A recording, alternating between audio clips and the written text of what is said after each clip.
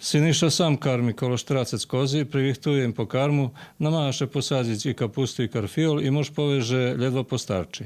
Dość ciężko sam robić i wiele obavezi, da takie stvari nie możesz sam fizički porobić, ale jakoś ich še da jak snajzim. Ja še sam sebe čudujem, že jak sam to i na kraju uspio porobić takie. Добре, že nie odustávaš. Keľ roky še už zanimaš tak sám? Sam še не занимам велjo roki. Brat bol do kraja prešloho roka tu i već pošol i već od tedi sam nastavil sam robit všetko. Nije daki to veliki problem, uglavnom kad še doja kozi tu dakus češe, već treba tu ipak dvojo da to dakus friše i idze i to treba friško porobiti i pre mlijeko i pre kozi. Sinišovo rodiči pošli do inoženstva robic. Mladší brat še zanima za sportom i pomaha ljem kad jest najveći roboti.